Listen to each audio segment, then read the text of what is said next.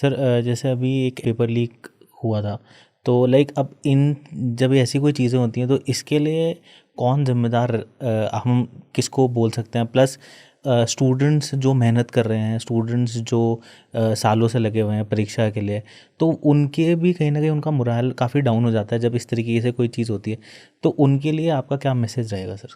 किसी परीक्षा के जहाँ पेपर लीक होता है, जहाँ हम्म। पर कुछ गड़बड़ होती हैं हम्म। और जिससे नुकसान होता है, जो हम्म। मेहनती छात्र होते हैं, मेहनती कैंडिडेट्स होते हैं, उनको उनका मनोबल डाउन होता है, हम्म। उनको लॉस होता है, तो उसके लिए कौन जिम्मेवार है? उसके लिए पूरा सिस्टम जिम्मेवार है। हम्म। हम किसी एक को जिम्मेवार नहीं ठहरा सकते। हम्म। उसमें माफिया इन्वॉल्व होता है, हम्म। उसमें बेचने वाले इन्वॉल्व होते हैं, हम्म। खरीदार इन्वॉल्व होते हैं। हुज खरीदार? खरीदार आप लोग हैं, हम लोग हम्म। हैं, हम्म। कैंडिडेट्स हैं। हम्म। जब तक खरीदार बाजार में होंगे तो बेचने वाला मिल ही जाएगा। बिल्कुल।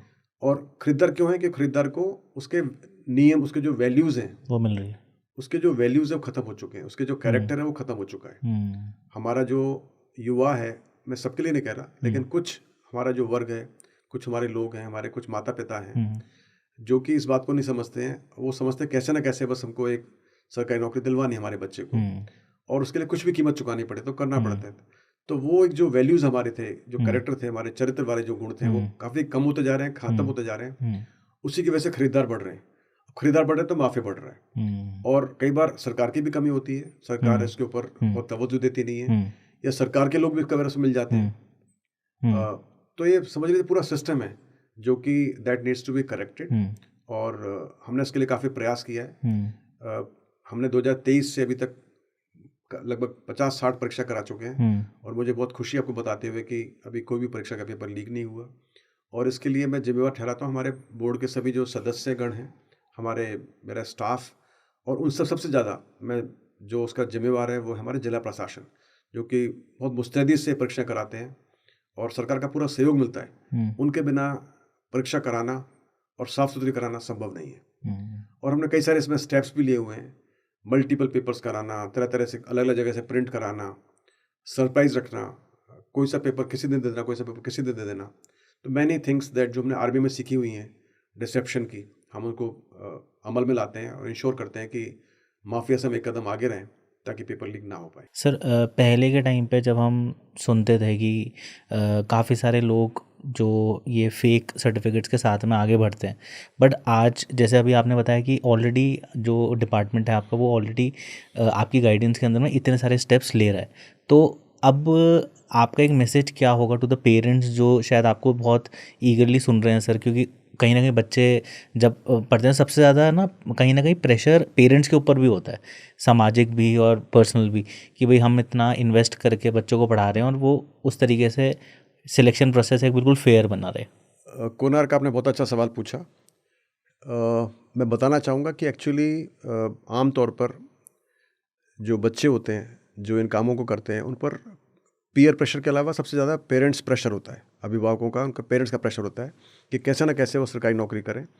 और ऐसे कई केसेस हमारे नज़र में आए हैं जिसमें पेरेंट्स खुद इन्वॉल्व हैं अपने बच्चे को पैसे देने के लिए, उससे गलत काम करवाने के लिए, उसको गलत डिग्री दिलवाने के लिए, उसको डमी बैठवाने के लिए, पेपर लीक करवाने के लिए।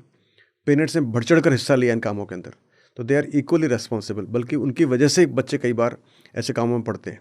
यदि पेरेंट्स शुरू से ही बच्चे को एक उसको प्रेशर ना डालें, उसमें बोलें कि अपनी काबिलियत से, अपनी मेहनत से आप आगे जाओ, तो मुझे उम्मीद है कि बच्चा उनको ख़राब दिन नहीं दिखाएगा। तो मेरा जो मैसेज पेरेंट्स को वो यही है, जैसे अभी कुछ भर्तियाँ हुई थी, एक पीटीआई भर्ती हमने की है जिसमें फिजिकल ट्रेनिंग इंस्ट्रक्टर होता है, उसमें कई सारी फर्जी डिग्री हमको उसमें मिली हैं। फायरमैन भर्ती, उसमें बहुत सारे बच्चों की डिग्री फर्जी मिली हैं, और वो सब अभी पकड़े जा रहे हैं। आपने देखा एसआई भर्ती के अंदर कितने सारे लोग पकड़े जा रहे हैं। तो मेरा जो मैसेज है वो बिल्कुल साफ़ है, वो पेरेंट्स के लिए भी है, बच्चों के लिए भी है, यूथ के लिए भी है, कि आप अपनी मेहनत से, अपनी पढ़ाई से, अपनी लगन से आप आगे बढ़ो, और फर्जी डिग्री, फर्जी स्पोर्ट्स सर्टिफिकेट, फर्जी डमी बैठाकर, पेपर लीक कराकर यदि आप आगे बढ़ोगे तो हमेशा आपके सर पर तलवार लटकी रहेगी। कभी डर बना रहेगा आपको कब नौकरी से निकाला जाएगा।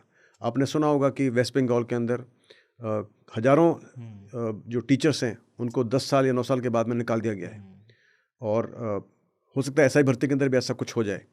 तो मेरा आप सबसे ये एक मैसेज है कि please move on your own hard work and do your best to pass the exam, so that आपको खुशी रहे, आपको सुकून रहे और आप आसानी से अपनी सर्विस कर पाओ।